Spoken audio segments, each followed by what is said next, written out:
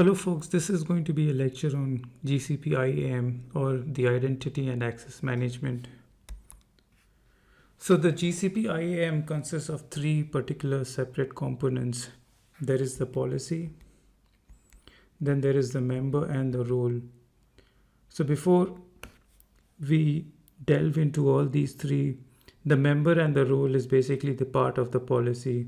So a member, when it is associated with a particular role, forms the policy.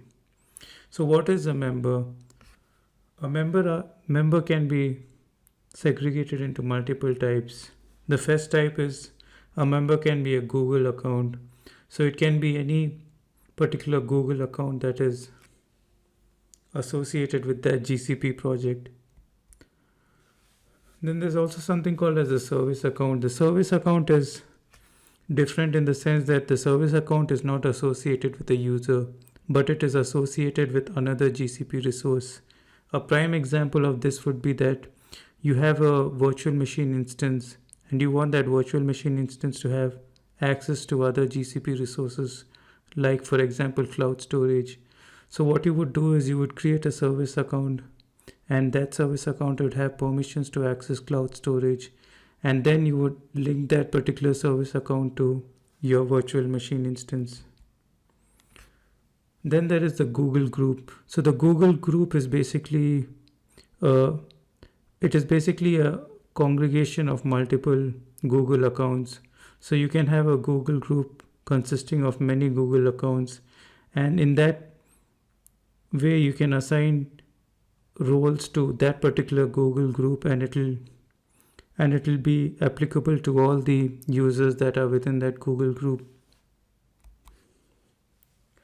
Then there's something called as the Google Workspace domain and Cloud Identity domain. So these are basically users who are part of an organization. So let's say you have a organization with a domain example.com. So all the users of that particular domain example.com would fall within these two. Then there are also authenticated users and all users. So these are users who are in general not part of the GCP project, but they would like to have access to certain resources. A prime example of this would be that you have a cloud storage bucket that you want to be accessible to everyone, irrespective of whether that particular user is part of the GCP project or not. So in that case, what you would do is you would give the all authenticated users or all users access to that particular GCP bucket, and that GCP bucket would therefore become a public resource that is available to all the users. The difference between the authenticated users and all users is that authenticated users are basically users that are otherwise authenticated by Google. So even though those users are not part of the GCP project, but they are still authenticated by Google. So let's start with the roles. So the roles are also of three types.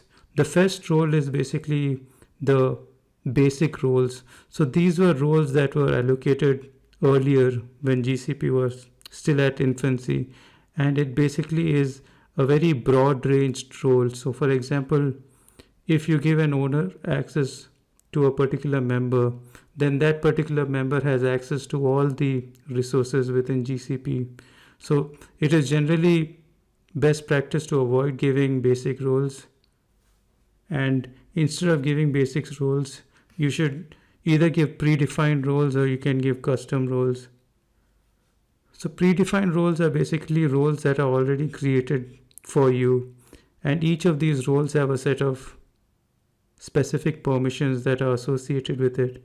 So for example, the compute instance admin has a variety of permissions that are associated with it. For example, the accelerator type.get .list computer address.get, and there are multiple other permissions that are linked to that particular role.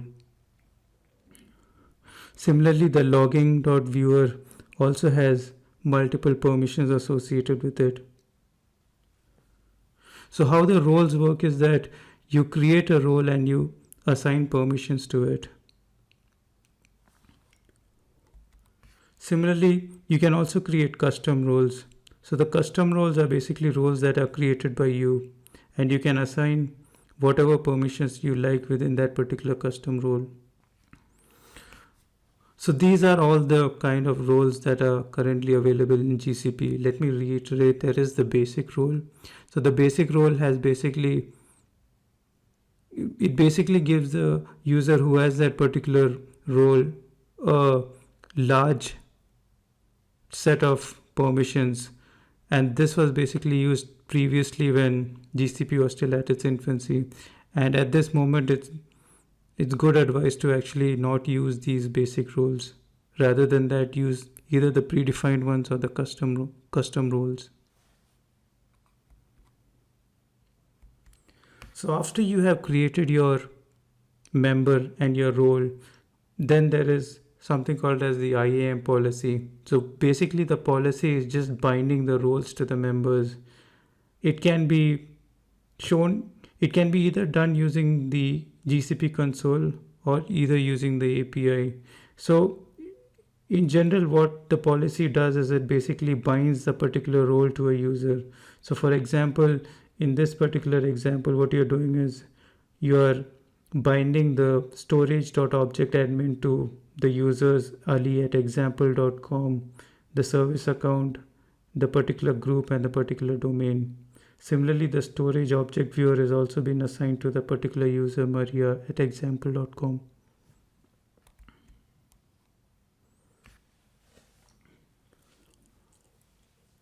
So once you have opened your GCP console, you can go to the IAM section and you can see the kind of members and the roles that are there currently. So this was how my GCP console looked like when I opened the IAM page.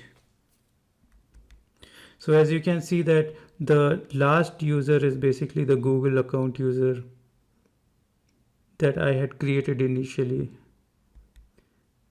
And after that, the second one that you can observe is the second user you can observe is the service account. So the service account has basically the editor role associated with it, and this particular service account is the default compute engine service account. So if you want to create your virtual machine and you don't want to have any new service account created, then this particular service account will be associated with that particular virtual machine. The next two ones are the cloud domains that are specific to my organization. So this is again the domain that is linked to my organization, and I have created two users within that within that domain, that is the admin and the developer.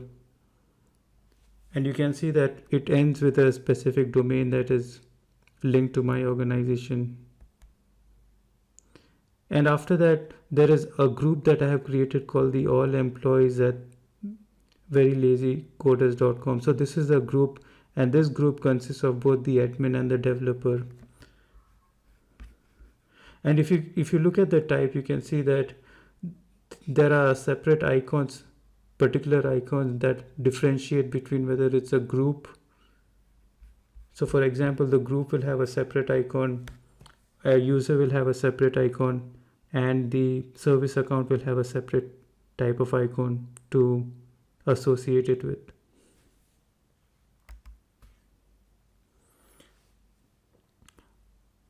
The next thing we will learn is the IAM hierarchy. So how the IAM hierarchy works is it's a top-down approach. So if you go through the hierarchy, then at the top level there is the organization, then below that there is the folder, below that the project, and below that are the GCP resources. So let's say you have created an organization called example.com, and you have created a user within that at the organization level, and that particular role that is associated with that user is the owner role. then in this case, this particular user will have access to all the resources that are within all the projects in that organization. So this particular user has basically access to all the resources within the organization. So this is a very broad range and broad role, and care should be taken that only the appropriate person should have this particular kind of role. Similarly, at the project level, you can give another editor role.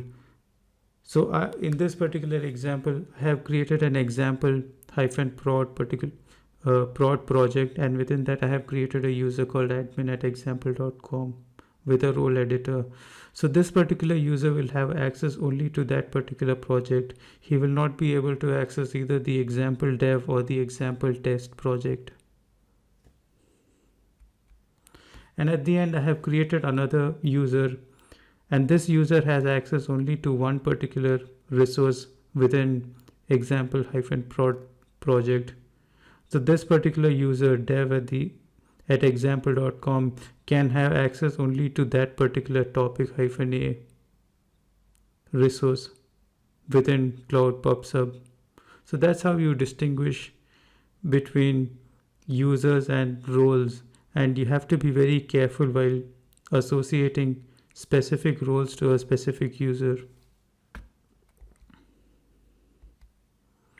I hope this lecture was helpful, and if you have any doubts, you can always ping me or get in touch with me. Thank you.